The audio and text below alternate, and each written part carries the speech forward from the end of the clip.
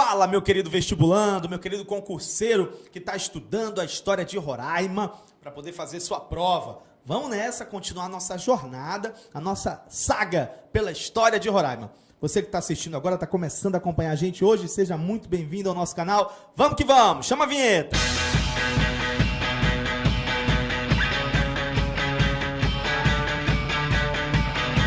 Aqui nessa região do Rio Branco, qual é o grupo de missionários que vai atuar? Os carmelitas.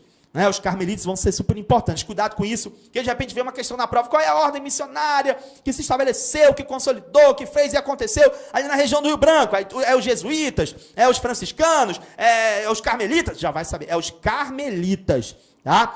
Aqui no Rio Branco é os carmelitas. Os primeiros carmelitas, eles chegaram lá em Belém por volta de 1627. E eles administraram, né, todos os aldeamentos indígenas da região do Rio Solimões a partir do século XVIII, porque nesse momento é a época que os portugueses estão expulsando, né, os espanhóis da região, e os carmelitas vão assumir o controle dos aldeamentos ali na região dos Solimões. Mas eles também vão administrar aldeamentos na região do Rio Negro e também na região do Rio Branco. Né? E muitos desses aldeamentos missionários, eles depois viraram, esses núcleos coloniais, depois foram transformados em vilas, ou transformados em lugares, e depois deram origem a algumas cidades, inclusive aqui da região amazônica.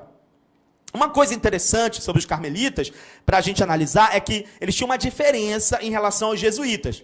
Quando a gente estuda o processo da atuação missionária na Amazônia, no processo colonizador, a gente vai ver que os jesuítas tiveram uma força muito grande, que os jesuítas viraram um verdadeiro poder paralelo aqui na Amazônia, e que não por acaso o Marquês de Pombal vai bater de frente com os jesuítas e vai expulsar aquela coisa toda.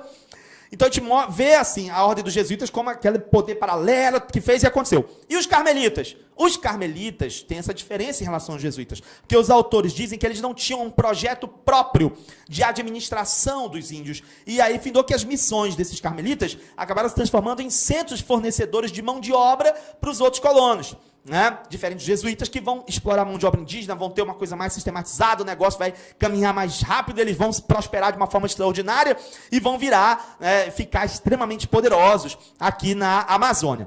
Uma coisa que acontecia nessa época de atuação dos missionários aqui na região do Rio Branco, e que não era um privilégio só dessa região do Rio Branco na atuação dos carmelitas, mas também era uma coisa que acontecia em toda a região amazônica no processo colonizador, é a disputa entre colonos e missionários pelos nativos.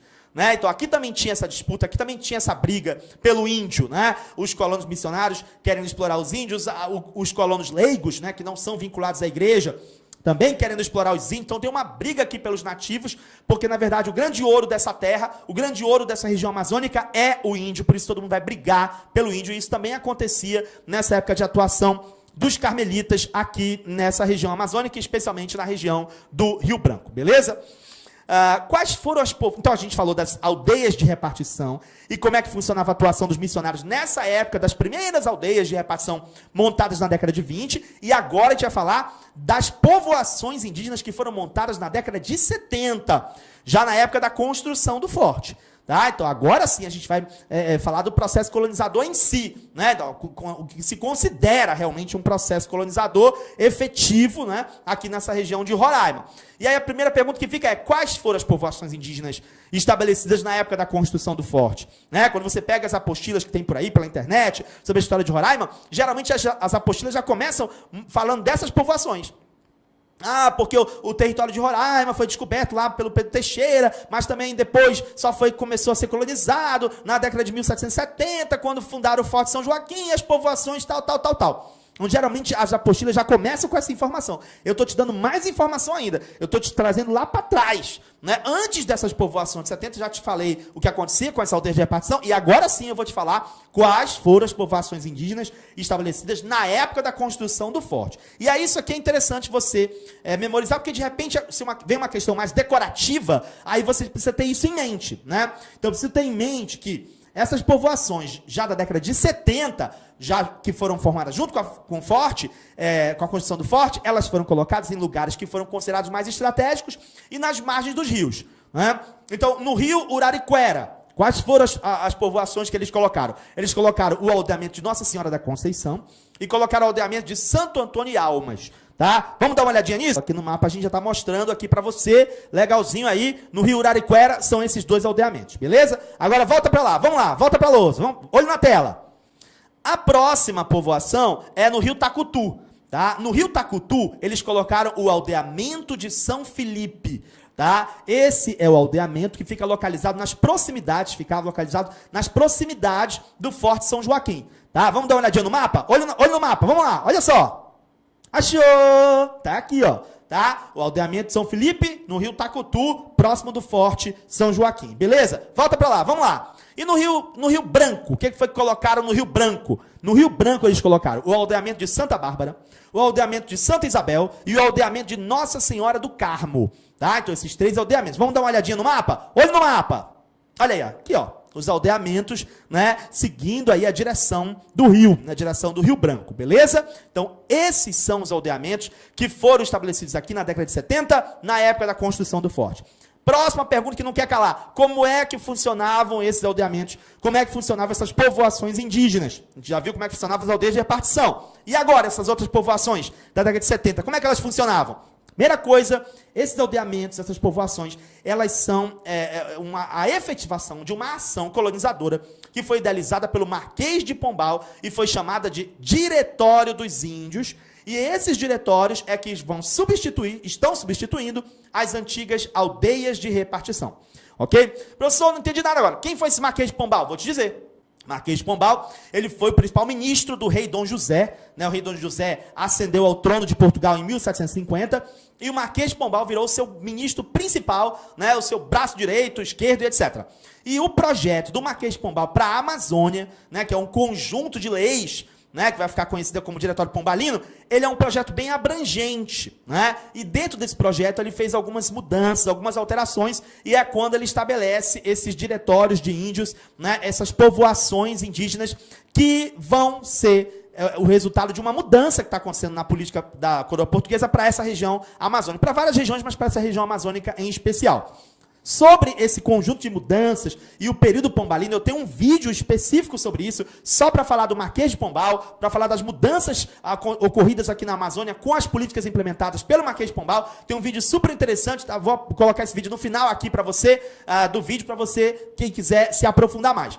Mas o que eu quero que você fixe para esse momento aqui é que, quando eles implantaram essa legislação, o Diretório Pombalino, eles extinguiram a escravidão legal dos índios e os missionários perderam o controle que eles tinham sobre os aldeamentos. Né? Então, até esse momento, os missionários, né, é que tinham essa força, esse trânsito, né, no meio dos aldeamentos e tudo mais. Só que agora não. Agora os missionários perdem esse poder que eles tinham sobre os aldeamentos e não pode mais escravizar o índio. Né? Você vai ter que trabalhar com o índio dentro de uma realidade de liberdade jurídica. Tanto é que agora, com o Diretório Pombalino, eles extinguiram as 2 formas de recrutamento, que são os resgates e as guerras justas. Eles deixaram só os descimentos. Né? Então você só vai poder recrutar índios para trabalhar para você nesses aldeamentos através dos descimentos. Não pode mais fazer nem resgate e nem guerra justa na implementação do Diretório Pombalino. Então isso já é uma coisa importante para a gente considerar.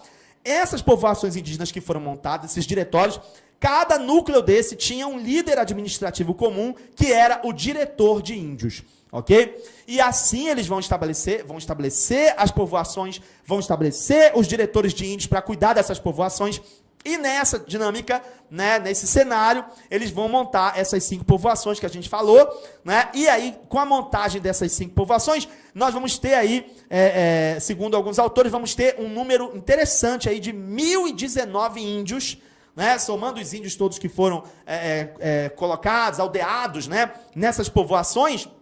Eram 1.019 índios que viverão ali com militares, alguns poucos militares, alguns poucos religiosos, alguns poucos colonos que vão explorar o trabalho desses índios, mas agora dentro de uma política de liberdade jurídica do índio, que é aquilo que o Diretório Pombalino estabelece. Né? Você vai poder ver mais sobre isso no nosso vídeo específico de Diretório Pombalino.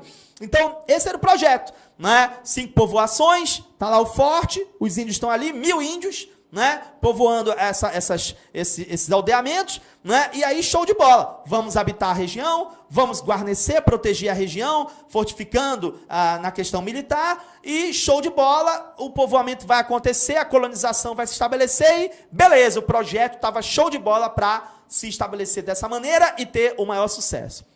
Porém, só que não.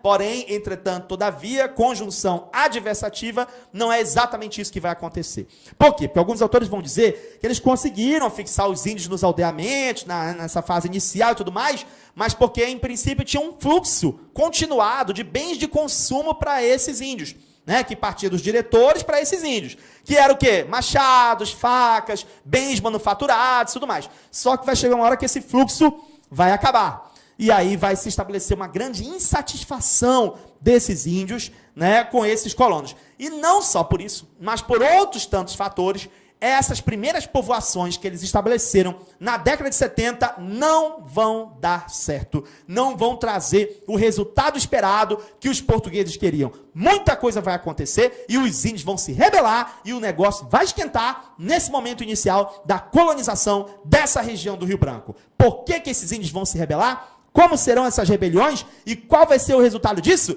Isso aí eu vou te contar, mas só nas cenas do próximo capítulo. Beleza, pessoal? Olha, se você quiser fazer um curso completo com a gente sobre a história de Roraima, para você gabaritar as questões de história para o seu concurso e para o seu vestibular, você clica nesse vídeo que está aparecendo aí, que está apresentando o módulo para você, que eu vou te dar todas as instruções de como é que você vai fazer para estudar com a gente, beleza? Vou te colocar também do outro lado o vídeo do Marquês de Pombal para você clicar e também continuar aprofundando os seus estudos sobre o período pombalino e a influência dele na história da Amazônia e, consequentemente, aqui na história de Roraima. Beleza, pessoal? Um abração para vocês. Até a próxima. Tchau!